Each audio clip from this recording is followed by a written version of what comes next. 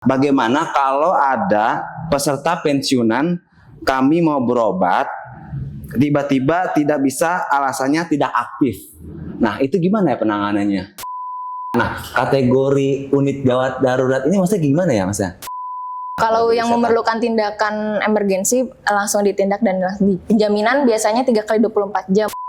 Kalau pensiunan kami menonaktifkan karena di EKP itu misalkan ada yang meninggal atau cerai hidup. Nah, seperti itu. Nah, itu untuk menaktifkan kartu pesertanya itu gimana caranya tuh?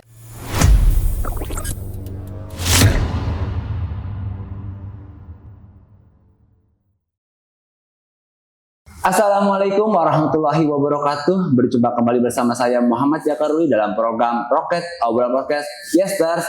Nah, hari ini kita masuk ke episode ke-24. Nah, kita bersama dengan BPJS Kesehatan dari cabang Jakarta Selatan.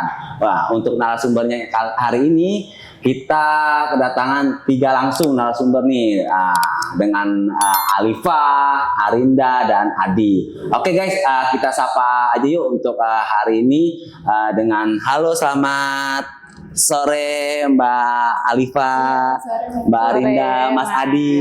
Halo. Wah, ini triple A nih namanya, semua Alifa, Arinda, dan Adi. Oke, baik. Gimana kabarnya hari ini? Alhamdulillah baik. Oke, baik ya. Oke guys, untuk 3 narasumber ini, ya KPBRI akan ngobrol-ngobrol dengan pihak BPJS dari cabang Jakarta Selatan terkait layanan kesehatan. Nah, saya mau bertanya nih Mbak Alifa, Mbak Arinda, dan Mas Adi, bagaimana kalau ada peserta pensiunan kami mau berobat, tiba-tiba tidak bisa, alasannya tidak aktif.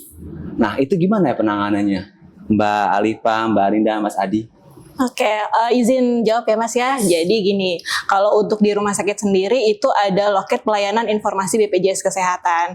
Di situ ada PIPP, itu petugas rumah sakit yang menangani kayak keluhan BPJS Kesehatan, dan juga BPJS 1. Gitu. Jadi nanti di rumah sakit itu ada poster juga, poster BPJS 1, di mana di situ tertera nomor handphone untuk PIPP rumah sakit dan juga BPJS 1. Kemudian ada loket juga pelayanan informasi, di situ kita bisa cek kenapa nggak aktifnya gitu, atau bisa kalau misalnya dari KPBRI ya, nah itu bisa hubungi RO-nya terlebih dahulu, dicek dulu nggak aktifnya kenapa gitu, misalnya apa belum didaftarin atau mungkin kendala kepesertaan yang lainnya. Ya, atau ada kendala kepesertaan lainnya, nanti bisa dibantu cek oleh relation officer dulu ya Mas Adi ya. Semua instansi rumah sakit ada? Untuk seluruh rumah sakit yang bekerja sama dengan BPJS itu ada loket pelayanan informasi BPJS Kesehatan dan juga posternya. Gitu. Jadi kalau bisa ada kendala nih mau nanya tentang pelayanan kesehatan di rumah sakit, boleh tanya langsung ke petugas BPJS-nya. Di situ ada nomor telepon dan juga namanya. Oh, seperti itu. Antri nggak seperti gitu? Kalau untuk posternya bisa dilihat di mana aja sih Mas. Kita biasanya titiknya ada kayak di pendaftaran, IGD, terus kemudian di rawat inap, itu kita pasang poster di beberapa titik di rumah sakit. Oh, kayak flyer-flyer gitu aja? Iya. Oh, berarti kayak helpdesk ya berarti ya? Bukan? Kayak poster. Iya, kayak flyer gitu ya? Iya. Oh. Tapi kalau misalnya mau ke loketnya juga bisa. Gitu. Nanti kan di sana ada petugas rumah sakit yang standby. Gitu. 24 jam? Rumah sakit 24 jam kan ada IGD-nya juga. Iya. Nah, nanti biasanya dari petugas IGD, misalnya ada yang mau ditanya, nanti menghubungi kami petugas BPJS 1-nya. Oh, gitu. Jadi solusinya seperti itu ya penanganannya ya? Iya. Oke. Baik, selanjutnya gimana kalau ada keluhan peserta nih, apalagi keadaan urgent tapi tidak dilayani rumah sakit? Kalau keadaan urgent tidak dilayani rumah sakit itu kita konfirmasi biasanya ya. Karena kalau untuk BPJS sendiri selama ada indikasi medis dan masuk dalam kategori kegawat daruratan itu bisa. Jadi kan nanti pada saat IGD nih itu dicek dulu nih masuk dalam kategori kegawat daruratan atau enggak. Kalau masuk dalam kategori kegawat daruratan harusnya dilayani gitu. Makanya kita biasanya kalau ada keluhan nih, ini kenapa kok nggak dilayani? Nah ini kendalanya kita pastiin dulu ke pasiennya. nggak dilayaninya seperti apa gitu. Apakah ada kendala misalnya kayak tadi BPJS nonaktif kan bisa dicek ya, atau memang yang sebenarnya masuk IGD tapi bukan kategori gawat darurat. Nah, kategori unit gawat darurat ini maksudnya gimana ya, Mas? Oke, baik. Di sini saya izin menyampaikan bahwa ada beberapa yang menjadi kriteria gawat darurat. Ini saya izin menyampaikan berdasarkan Peraturan Presiden Nomor 82 Tahun 2018 mengenai pelayanan dalam keadaan gawat darurat. Yang pertama yaitu mengancam nyawa, kemudian membahayakan diri atau orang lain, kemudian adanya gangguan pada jalan nafas atau pernafasan, kemudian adanya penurunan kesadaran, adanya gangguan hemodinamik, kemudian ada juga beberapa yang memerlukan tindakan segera. Namun kembali lagi nanti pada akhirnya kategori gawat darurat itu ditentukan oleh hasil diagnosa atau asesmen dari dokter IGD yang memeriksa. Seperti itu. Jadi ketika ada pasien yang kategorinya tadi masuk ke dalam gawat darurat itu, tindakan dokter diagnosanya oke, langsung ditindak ya berarti ya, Mbak? Iya, boleh dijamin oleh BPJS. BPJS Kesehatan ya langsung ya. Itu birokrasinya nggak lama tuh.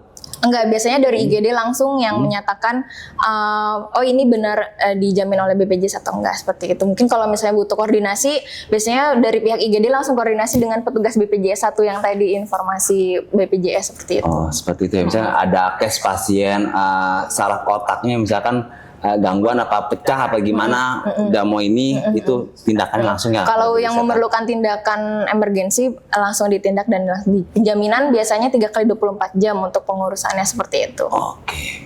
Nah, kalau pensiunan kami menonaktifkan karena di EKP tuh misalkan ada yang meninggal atau cerai hidup. Nah, seperti itu. Nah, itu untuk menaktifkan kartu pesertanya itu gimana caranya tuh? Ada sulitnya?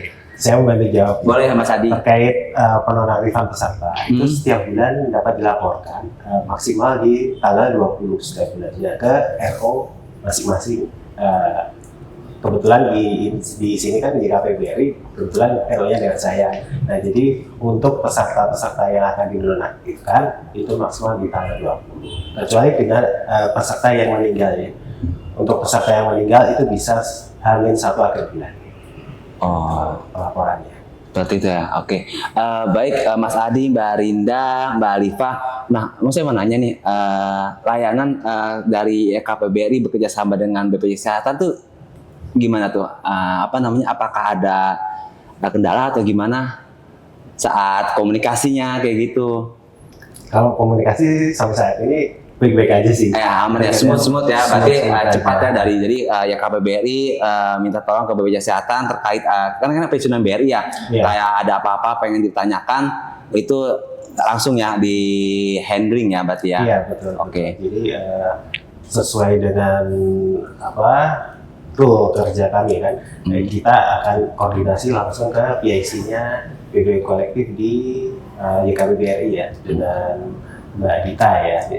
Ya, kalau untuk YKBBRI dengan Pradita betul. Nah, saya mau tanya lagi, apakah untuk hal kayak gitu dia itu 24 jam atau emang ada batas waktunya tuh, Mas Adi? Terkait apa nih?